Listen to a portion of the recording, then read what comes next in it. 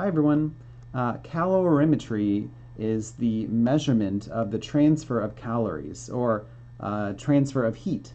Calories are a unit of heat, but also joules are a unit of heat, our standard international unit. Generally we'll study calorimetry in a calorimeter, a well-insulated device which makes it so that heat that might flow doesn't go into the outside, but generally stays within that calorimeter. That way we can see that any heat released by an object is just absorbed by other things within that calorimeter and by the calorimeter itself. In our first problem, we're going to consider a case in which you have 50 grams of 100 degrees Celsius lead that are dumped into 100 grams of 25 degrees Celsius water. And we see that the temperature of that lead eventually falls as it releases heat to that colder water. And that water will eventually rise in temperature as it absorbs that heat from the lead. Eventually, thermal equilibrium will be reached when both the lead and the water and the calorimeter itself all end up at the same temperature. So we can kind of draw a diagram showing this. We start out with some lead at 100 degrees Celsius. We start out with some water at 25 degrees Celsius, and the lead falls in temperature and the water increases in temperature until we reach a new thermal equilibrium, a temperature which all of these things have. And also there's the calorimeter, which also will increase to that equilibrium temperature. So you may note that the lead drops in temperature quite a lot, but the water does not increase in temperature very much, nor does the calorimeter. The water doesn't increase temperature very much because it has the highest specific heat of all known substances. It needs the most joules for every gram of it to increase by a degree Celsius. Its specific heat is 4.184 joules for every gram to increase by a degree Celsius. You need a lot of heat, joules, for this change in these things. Whereas many other substances have much lower specific heats. Metals generally are between like 0.1 and 0.5 joules per gram degree Celsius. And so water, it's difficult to change temperature, especially compared to metal. But also, the change in temperature is determined by the mass of the materials as well. You'll see that there is more water present than there was lead added to the water. And the greater the mass of a substance, the more difficult it is for it to change temperature. Just consider that if you were to pour a little bit of boiling water into your bathtub, you might have a certain increase in temperature of the water in there. But if you were to add that same amount of boiling water to the ocean, you would have barely any change in the temperature of the ocean. It's just so massive. There cannot be that much heat released enough to change the temperature of the ocean very much. It needs a lot of joules in order to change the temperature of all those grams by a certain number of degrees Celsius. Okay, so using this diagram and this diagram, let's solve the problem. What is the specific heat of lead, considering that the heat capacity of the calorimeter was 12.6 joules per degree Celsius? All right, so there's a couple equations that we can use to solve this. First, Q is equal to mc delta T. We're going to use this every day for the next couple weeks. Q stands for heat.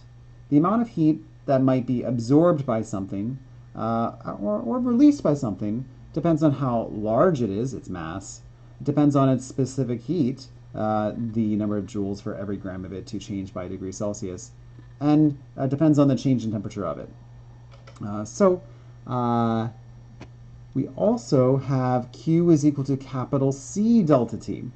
Now, that looks pretty similar to this. They both have Q and they both have delta T. The only thing is here we have a capital C, and here we have m and lowercase c. The specific heat, lowercase c, is the number of joules for every gram to change by a degree Celsius. But capital C stands for heat capacity, the number of joules for an entire substance to change by a degree Celsius. We'll generally use this when we're dealing with a substance that is not pure, and so we don't know its specific heat for however many grams of it there are. Seeing that capital C was equal to the same as m and lowercase c, we can use this equation. You'll need this in the homework. All right, anytime you see delta something, that's change in something. So delta T is the change in temperature. It doesn't matter the pathway that was followed to have the change in temperature. Change in temperature is just the final temperature minus the initial temperature. All right, here's just a few facts that you should memorize. A positive Q value occurs for something where heat is absorbed by it. All right, so that's an endothermic process that has a positive Q value. And a negative Q value occurs for something where heat is released from it. It's exothermic. Now, you won't need this equation in this problem, but in the next problem and in the homework, you saw enthalpy change, the change in H in our last class. That was equal to a certain number of kilojoules per mole. So that is equal to heat, which is generally in joules or kilojoules, divided by the number of moles of a reactant or product, where you choose a reactant or product that has a coefficient of 1 in the balanced chemical equation. Okay, so we can use these equations to solve, again, for the specific heat of the lead. So please note that the lead was releasing heat, and that heat was going to the water, and also it was going to parts of the calorimeter like the thermometer and the kind of styrofoam of it as well. So the amount of heat released by the lead should, if we have a well-insulated calorimeter where heat does not go to the rest of the universe, that amount of heat released by the lead should equal the amount of heat absorbed by the water and the calorimeter. So we can show that using this equation. The heat of the lead is equal to the negative of the heat of the water and calorimeter. This is not equal to that, but instead equal to the negative of it, because the lead releases heat and the water and calorimeter absorb heat. And we know that if one thing releases heat, it has a certain sign for Q, and if one thing absorbs heat, it has an opposite sign for Q. So the heat of the lead must be of opposite sign of the heat of the water and calorimeter together. So having this equation, we can now start plugging in. Q is equal to mc delta T. Now specifically, the heat of lead is equal to the mass of lead and the specific heat of lead and the change in temperature of the lead. And the heat of the water is equal to the mass of the water and the specific heat of the water and the change in temperature of the water. And the heat of the calorimeter, where we don't know what mass it had or the specific heat of the substance in the calorimeter was, we do know the heat capacity of the calorimeter and the change in temperature of the calorimeter. So recall that Q is equal to mc delta T, or Q is equal to capital C delta T. So having this equation, we can now isolate for the specific heat of lead by dividing both sides by the mass of lead and the change in temperature of the lead.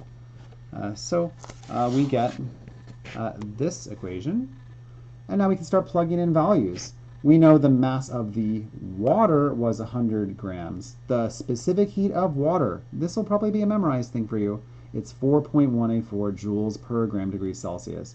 And the change in temperature of the water was 1.1 degrees Celsius.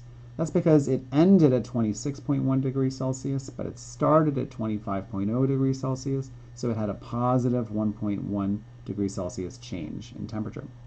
And finally, the heat capacity of the Calorimeter was 12.6 joules per degree Celsius, and the change in temperature of it was also 1.1 degrees Celsius, the same as the water. Presumably they started at the same temperature and ended at the same temperature, that thermal equilibrium. And then we divide by the mass of the lead and the change in temperature of the lead. Please note that the water went up by 1.1 degrees Celsius, but the lead fell in temperature because it was releasing heat. It started at 100 degrees Celsius but ended at 26.1, so it has a negative change in temperature. So having this whole negative value divided by this negative value gives us a positive specific heat for lead. It's 0.13 joules per gram degree Celsius.